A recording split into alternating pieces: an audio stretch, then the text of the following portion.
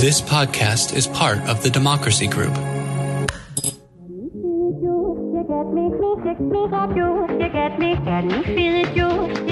Welcome. We are talking politics and religion without killing each other. I am your host, Corey Nathan, and it is an honor to be a part of the Democracy Group, a network of podcasts that examines what's broken in our democracy and how we can work together to fix it. Remember, it'll be very meaningful if you go to Apple Podcasts. I've been saying this for weeks now, but it really does make a difference. If you go to Apple Podcasts, they're still the biggest in terms of the podcast world. Go to our page there. If you're listening on somebody else's phone or app, or you came across it another way, easiest way to look us up is TALKIN_politics. Just if you put in talking politics, a lot of other shows come up, but ours is spelled TALKIN_. Or you can even do it without the apostrophe, just no G, TALKIN politics, talking politics without the G. Scroll down a few episodes to where Apple embeds the option to rate, and they have a little pen thing there. Click on that pen thing, write a review. It really does make a difference. I can't stress enough how important it is to actually write that review. You know what? We've been getting some, and I really appreciate it. I should have probably led with that.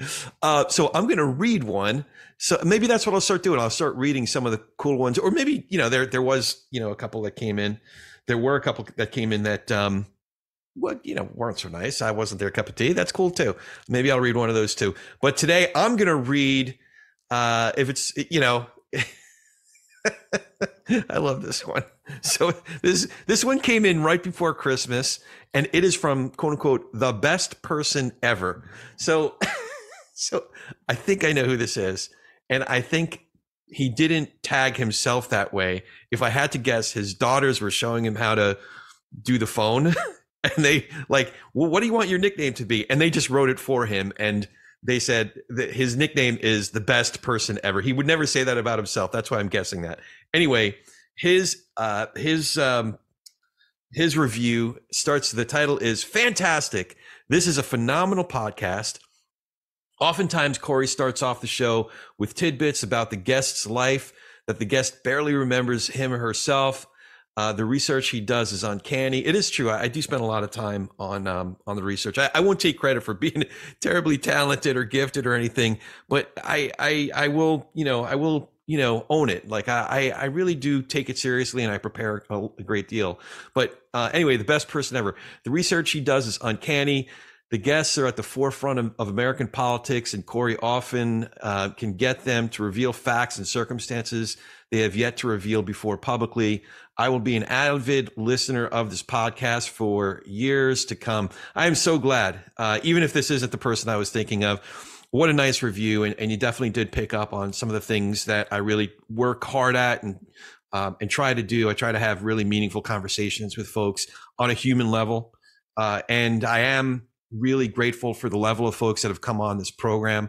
It just blows me away because, again, I don't come from politics. I don't come from, any what folks would think of as elite institutions or I'm not a, longtime journalist, but I've been blown away at the willingness of folks at the highest levels of their careers, of their vocations, of their fields to come on this program and have these great conversations. Anyway, many thanks to the best person ever. He really is one of the best guys in the world, if it is who I'm thinking of. I appreciate you for leaving such kind words. And remember, it's not just about saying nice things, though I do appreciate that. I really do. It's about making enough noise algorithmically so that Apple and the big podcast apps have to pay attention so that more folks can have their voices heard. More of us from the sane center, the civil middle, we're having these conversations. We need to take it back from the screamers and the extremists who've taken over the virtual public square. So speaking of great guests, we have some really wonderful folks, very excited about some things that we have coming up, joining us in the coming weeks. Teen Nguyen. If you haven't heard her on other podcasts yet, this is going to be a real treat. Teen Nguyen is a very accomplished journalist. And she has written a book called The MAGA Diaries that just came out. And very excited to talk to her. She kind of as a high school student, college student, grew up in what at that time was the Tea Party movement, which sort of had morphed into MAGA. And she's very much in that world, worked directly for, had a working relationship with guys like Tucker Carlson, Grover Norquist, like the people that she was around. It was incredible. And she was kind of blown away by it. You know, she grew up kind of developing libertarian ideas and leanings, and very serious about her writing. Anyway, I'm really excited to have her on because she wrote about her experience in how she kind of got drawn into the MAGA movement, but then she came out the other side. So I don't think I'm giving anything away there. We're also having Francis S. Collins, Dr. Francis S. Collins, if that name doesn't ring a bell. He was the head of the National Institutes of Health. He was appointed, I think, by Obama initially and stayed on through the Trump years and into the COVID years. He also, before that, he was the head of the Human Genome Project, which, if you don't follow science, I don't think I'm overstating it to say that this is a development in science, in human history, that is as profound, has as big of an impact as Newton's his contributions, as Einstein's contributions. It's that level of contribution to science and medicine that Dr. Francis S. Collins has had. Very excited to have him on the show. I just also learned today that we're getting Lieutenant Colonel Alexander Vindman, who showed such incredible integrity, sacrificed his own career to testify in the Trump-Ukraine scandal that resulted in a charge of abuse of power, that first impeachment. We're also getting Nancy French. I'm really looking forward to that one. And Nancy is an incredible survivor in so many senses of the word. She's done some of the most important investigative journalism work on the rampant sex abuse scandals occurring at the highest levels of the evangelical church. And she is an evangelical. She still is. She's a lifelong Christian, takes her faith very, very seriously, but she's also a journalist and she's also a survivor. She has a book coming out, a memoir of her own experience as a survivor called Ghosted. She's an incredible writer. She's ghost written a number of books, and now she's writing she has written her own book. So I'm really excited to read that. And she's just an incredible person. So we have lots more in the works. So on this edition of TP&R, it'll just be me again, if you couldn't tell already. We get to talk to so many incredible guests and do these deep dives into their work. Just, looking forward to the ones that I just talked about. I've been loving it. We get to hear about their lives and glean their thoughts on important issues in a much deeper, more nuanced way. So I thought it'd be good to do these talks where you get to hear my thoughts. Not that I have it all figured out, but by thinking things through and sharing them in this way, it actually helps me make sense of the world one issue at a time. And who knows, I might come back on a year from now and feel completely different about any given topic or be proven entirely wrong, which is definitely a huge possibility. Whatever. I make prognostications, and I could be wrong tomorrow on a prognostication I make, but that's all part of the fun. Before we move on, I wanted to tell you about something else that's important. Money. Specifically your money. In all seriousness, I wanted to tell you about my advisor and my friend, George Meza. George runs Meza Wealth Management. And with George, it's not just about money. It's about helping us manage our present and plan for our future. And unlike a lot of other firms out there, George and I actually have a relationship. He knows me, he knows my family, and I know his wonderful family. I also know his firm and the incredible team he's put together, from his chief investment officer to some of the other great people in his office, like Jessica, their head of operations, that are always there to help me and with all aspects of our portfolio. You see, the thing is, I got a lot going on. I guess we all got a lot going on, and I don't have the time to watch our investments all day, every day. And even if I did, I don't have the experience and expertise that George's team collectively has. So we get the entire Meza Wealth Management team, all their expertise and all their integrity. And again, it's based on George knowing me personally, knowing my goals, and even the kind of risk that's appropriate for me to take, which, by the way, could change from one season to the next. And they're on top of all of that. So if you want George Meza and Meza Wealth Management to be on your team, just visit their website, mezawealth.com. That's MEZA wealth.com, www.mezawealth.com. And that will also be in our show notes, so you can check that. And now, back to our show. So what I wanted to discuss in this edition is the notion that so many of our votes are actually empty calorie votes. Let me say that again. So many of our votes are empty calorie votes. So what do I mean by that? This has come up on this show a few times. So one of the ways that it's an empty calorie vote. Now, first of all, I'm not saying don't vote. It's very important to vote. But one way that a vote is essentially an empty calorie vote is the idea that some folks could, like, if you identify as a Democrat, a progressive, a liberal, and you vote Democrat, you don't even think through the politicians or the issues. You just look at what the Democratic position is and you vote D right down the line, and could never even imagine the possibility of voting for anybody with an R before their name, or vice versa. If all you do is look at the Republican positions, Republican politicians, vote R straight down the line, your vote's an empty calorie vote. Like it doesn't, nothing's going to persuade you. So you're kind of baked into the equation, and the election doesn't frankly hinge on you. Sorry to say, but that's just the case. Yes, it's important for you to vote, especially if you really believe in the cause of your political party.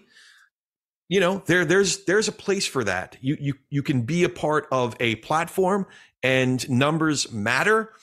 But at the end of the day, it's an empty calorie vote. You're just filling electoral space, if you will.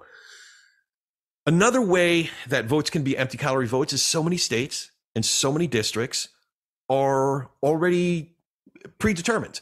They're predominantly Republican, predominantly Democrat, 80% Trump, 80% Biden, or even 75% Trump or Biden, 75% Republican or Democrat. And those districts, those states are predetermined.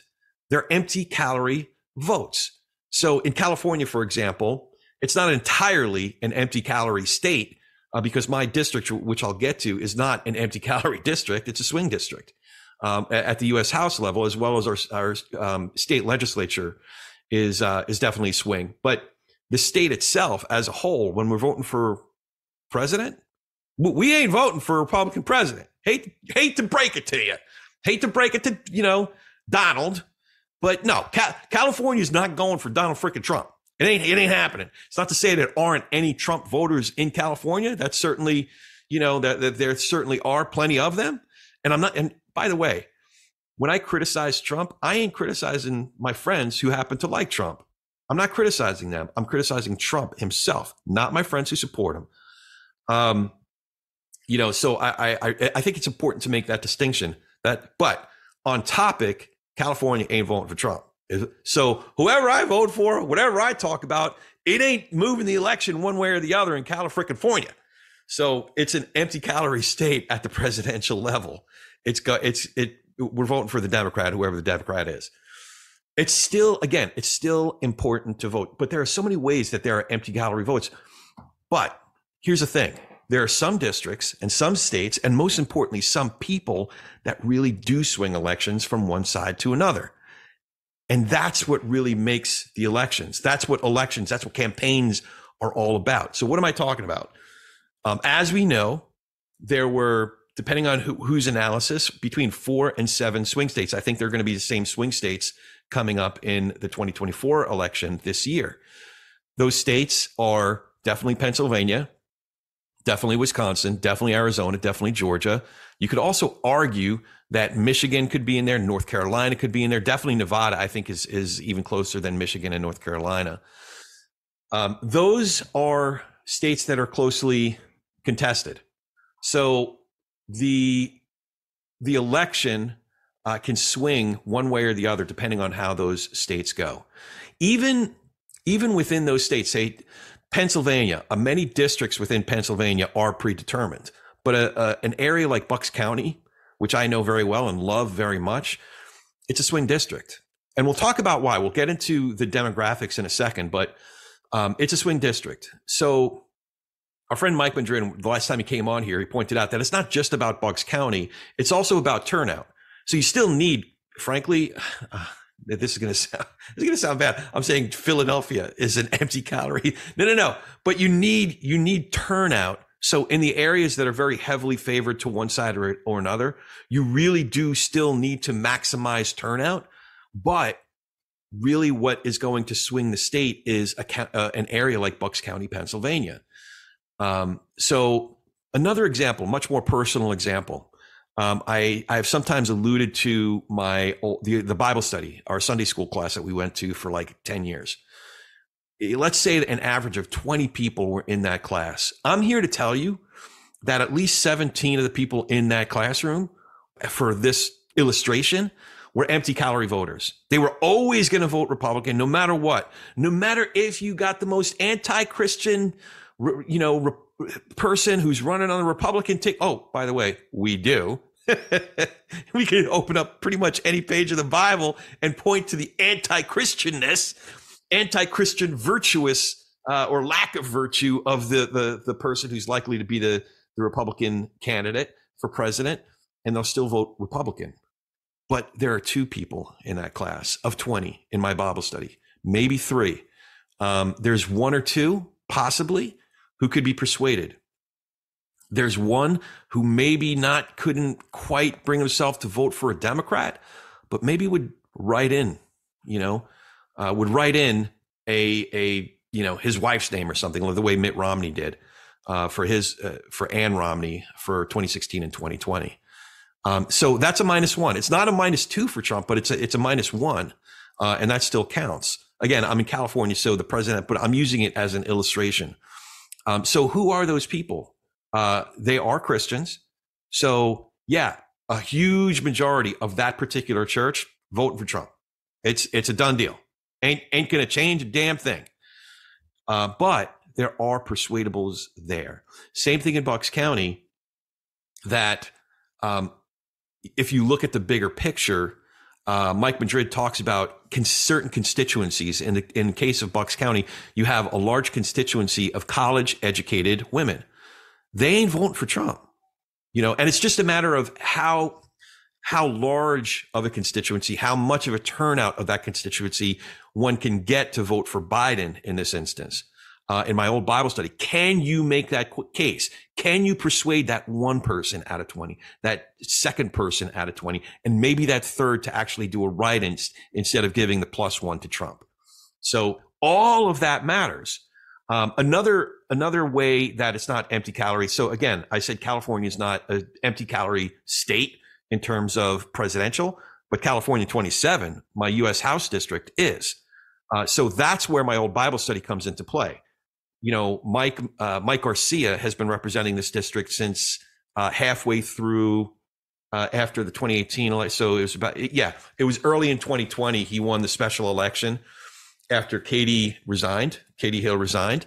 And then he won a full term in the November election that year, 2020, won a second term in 2022. Mike is still vulnerable. In particular, Mike is vulnerable because of his voting record. We are a purple district. I've said this before. In 2020, he only won the vote here in this district by 333 votes out of over 340,000. 340,000 people voted in this district, and he won by 333. That's not 1%. That's not even a 0.5%. That's 1/10 of 1%. So that's what he won this district by. It was one of the most closely held, if not the most closely held, contested district in the country that year. So he can be vulnerable, and especially, I've said this before on this program, especially because of the way he voted.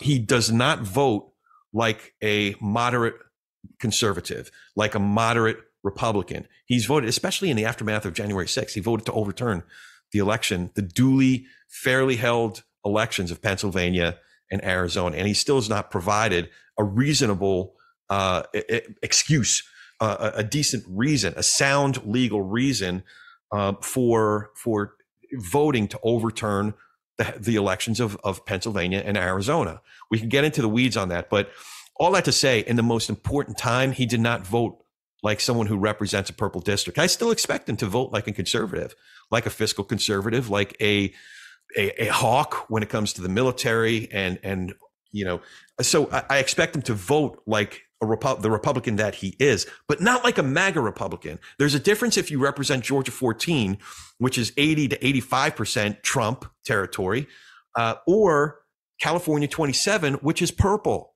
So you can still be right of center, but be right of center, not extreme MAGA.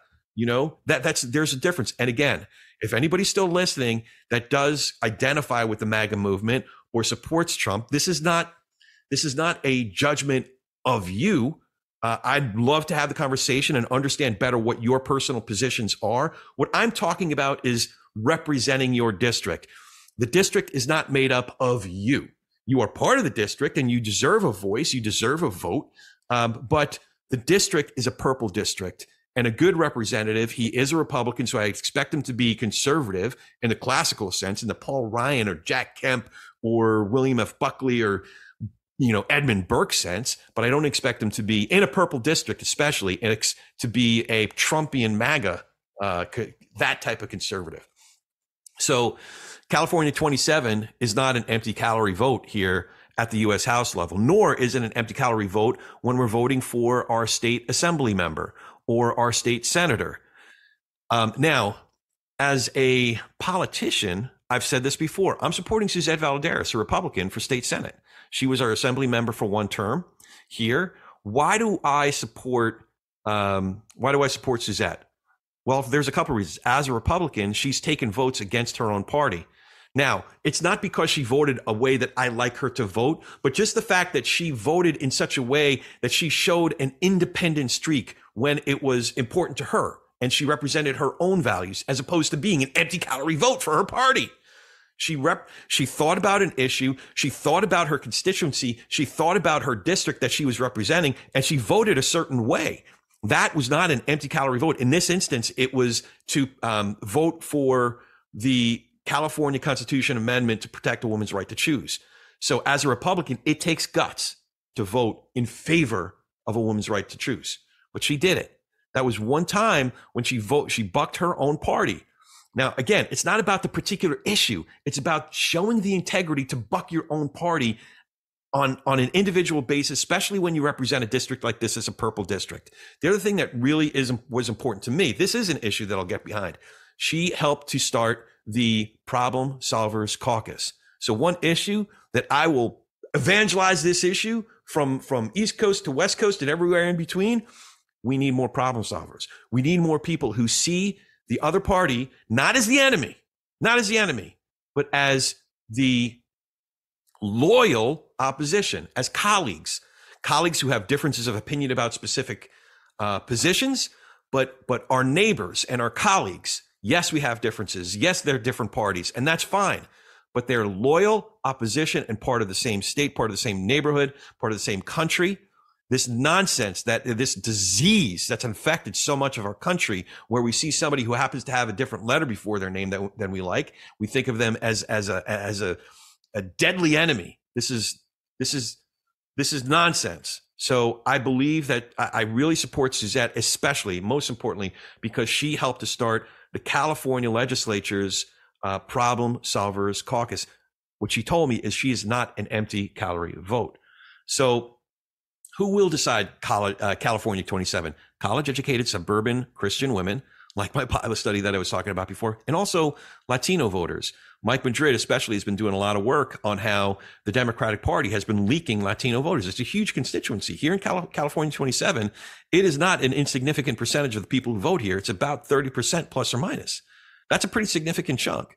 So if the Democratic Party is primarily about the most extreme issues, they're going to lose small business owners who happen to be Latino. They're going to lose fiscally conservative voters who happen to be Latino. They're going to lose a lot of members who support Israel, who don't like some of the rhetoric coming out of the extreme wings of the Democratic Party. So California 27 is made up of all of that: college-educated suburban Christian women, Latino voters.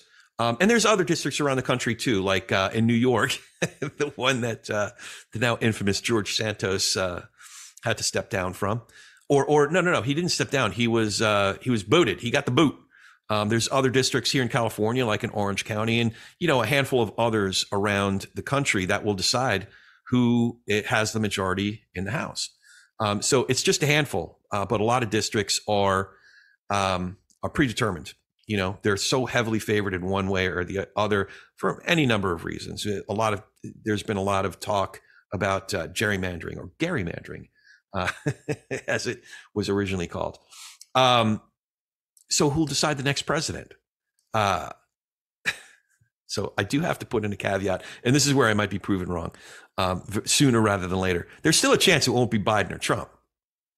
There's still a chance, especially in Trump's case. Like, obviously, there's been a lot of talk about their ages. There hasn't been as much talk about Trump's diet, but let me tell you something. Dude is doing, chicken McNuggets and Big Macs and Big Whoppers 3 meals a day. That stuff, it's going to catch up with you one way or the other. Plus, he's getting up there, and he's showing signs of it too, by the way. So it's not a completely 0% chance that he won't suffer some sort of a health event that diminishes, at the very least, if not prohibits, his ability to continue as the nominee. Additionally, dude's got 91 counts against him, 4 different criminal trials, a few others that are in the civil cases. That's a lot going against him, and some of it's going to be decided pretty soon here. $350 million potentially loss in New York State, his businesses. That's gonna have, that could be a huge blow. Even though it's a civil case, it could still be a huge blow. He's got a second civil case with E. Jean Carroll. I'm not saying that that's going to be in the tens of millions necessarily, but it's another huge blow. And the 4 criminal cases, the first one may be the one in New York, the paying off a porn star. It's bad, but frankly, I don't know. I'm not as, it's not that I'm not interested. If he committed crimes, he should be convicted and pay the price for it. But that's not particularly a case that I'm as passionate about. What I am passionate about are the instances where he put our national security at risk, and especially where he tried to undermine our democracy. So I'm really eager to see how the cases that have to do with national security, in the case in Florida, as well as when all the different ways that he illegally tried to undermine our democracy. So it is a strong possibility that at least a couple of those cases will bleed into late 2024 after the November election and even into 2025. But if one of the Florida, the Fulton County, or the DC cases take place before the election, it is not a small possibility that he'll be convicted of a felony, of a crime. So that can also have an effect on whether Trump is the nominee. So that's why I think Nikki should stay in. And this last part, Nikki's staying in. By the time this comes out, that might already be over and done with. But it is what it is. So the other thing to consider when thinking about the nomination, the Republican nomination, consider this. A lot of folks said that he dominated Iowa. He's now dominated New Hampshire. But think about this. Trump is virtually the incumbent president. He's virtually the incumbent, representative of his party. He was president from, right before Biden. So he's virtually the incumbent, right? Now, if an incumbent is in a primary to run for his second term of office and he won 51% of his party, and by the way, in a turnout of only 8%, so only 8% of Republicans turned out for that primary. And on the one hand, yeah, he won 51%. That's not a landslide. That means that 49% of that 8% of the Republicans that came out voted against him. So Biden, just for comparison, Biden wasn't even on the ballot in New Hampshire. He wasn't even on the ballot. And he did win in a landslide in New Hampshire. That's what an incumbent president's supposed to do. Biden wasn't even on the ballot, and people took the time to write in his name, and he still won in a landslide. But that doesn't seem to be a huge headline. No, Trump dominating Iowa, dominating New Hampshire. Meanwhile, he lost 49% of his own party in Iowa. He lost 45% of his own party in a two-man race in New Hampshire. That should be the headline. So where that is relevant is what, again, I keep on referring to my buddy, the fellow I've become decent friends with here over the last few years, Mike Madrid. He talks a lot about the Biden line, the Bannon line. The Bannon line, what the Lincoln Project did in 2020 was they had said, if we can persuade 5% of Republican voters to vote for Biden, Biden wins. They did, like we were talking about before, they did target certain swing states, the four main swing states, Pennsylvania, Arizona, Georgia, and Wisconsin. And they ended up getting about 10 to 12% of Republicans to vote for Biden. That is a large reason why he won. Now, in this election, the dynamics and the numbers are a little bit different because of what I was saying before about Latino voters. The Democratic Party has continued to leak certain constituencies like Latino voters, like other minority voters. But if you look at the numbers, you look at who voted for Nikki and what were some of the exit polls. A really important factor to consider is of voters who supported Nikki and other non-Trump candidates in the Republican primaries, who would absolutely positively not vote for Trump. That number is significant. I just saw an exit poll that indicated 70% of the people who voted for Nikki Haley in New Hampshire would absolutely not vote for Donald Trump in the general election. That's significant. That certainly puts us over the Bannon line of 2020. In fact, it would put us significantly beyond that 10 or 12% that they persuaded by the time of the election. So that's something to consider. So one last thing. So it's a lot to chew on. Basically, so many votes are empty calorie votes. I would encourage us all to be independent in our thinking, to think about issues, to think about candidates. Is there a time where you can show some independence? I would say that shows integrity. Even if it's a write-in, even if you can't bring yourself to vote for anybody with a D before their name or an R before. Okay, I understand. Maybe there's something, for some of my friends from church, they just were raised and truly believe in their heart of hearts that they can't vote for anyone in a party that supports, that's pro-choice, right? So sometimes there's just a line that they can't cross. Okay, that's fine. You can still do a write-in, vote for Mickey Mouse, vote for Barbie, vote for, I don't know, vote for me. God forbid. Heaven help us all if I get elected to any office. So don't be an empty calorie voter. Whenever you have an opportunity to really have an impact on any election, whether it's on an issue, a politician at the state level, local level, or the national level, please do it. Think about it. Even if it's a write-in, it's a -1 for one candidate instead of a -2. Meaning, if you vote, if you do a write-in vote, it's just a -1 from a candidate like Trump. If you actually vote for Biden, it's actually a +2 for Biden because you're taking a vote away from Trump and giving a vote to Biden. So that's what I'm talking about: -1, -2, +1, +2. So one last thought, and we'll wrap it up. How do you persuade the persuadables? In a lot of instances, the truth is not now.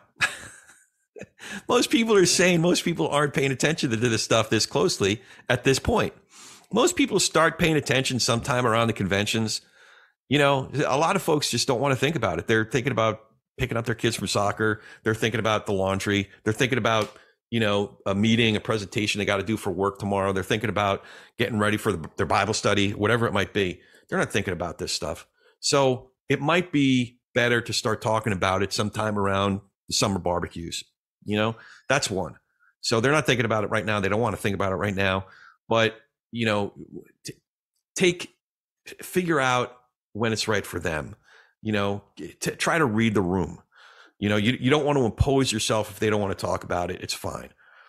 But when the time comes and it's in the air and everybody's starting to think about their civic responsibility, sometime around the summer, how do you do it? I'll give you an example of how not to do it. If some folks might remember the last conversation I had with Pete Dominick, you know what? Pete is so adamantly against the Republican who ran for state assembly last time and is now running for state Senate. And, honestly, I told Pete this in the after our conversation. He was a dick about it. He was an asshole. He told me how terrible of a person she is and how terrible, this nonprofit thinks the political action committee thinks she is. And, he basically fed me a bunch of campaign slogans of how awful she is, and you can't possibly, and it's terrible, and you're terrible for even thinking it, and you're a terrible businessman and you hate people. And all right, Pete, you just convinced me that I'm not just curious about Suzette Valladares. I am absolutely passionately supporting her, because he was an asshole. But it's not just Pete. Pete doesn't do that. I do that too. It was like the story I told about one of my kids who was skeptical about vaccines initially. And because he just wanted to ask questions and explore it for himself, he got beat up, not beat up literally, but like a lot of people in the family and some friends that were very passionately pro-vaccine, didn't even give him the space to think about it. And he dug his heels and he had the opposite reaction. So those are examples of how not to do it. Don't beat people up. You're not going to convince them if you shame them and if you tell them how terrible they are. And if you go about it in that way where it's combative and contentious, you're not going to persuade anybody. You're just going to do the opposite of it. It's indulgent. You might feel better in the moment for doing it and feel like, oh, you're big. And, you told them, great. You just did the opposite of what you actually want to do. How you do it? Listen, have conversations, nurture relationships. It's everything that we've been talking about here. Have conversations where there's a possibility that you could come out the other side saying, I never thought of it that way. Listen to people, let them tell their stories, get to know them on a human level. And you could have 1 degree and 1 conversation with 1 person of influence. That's how you do it.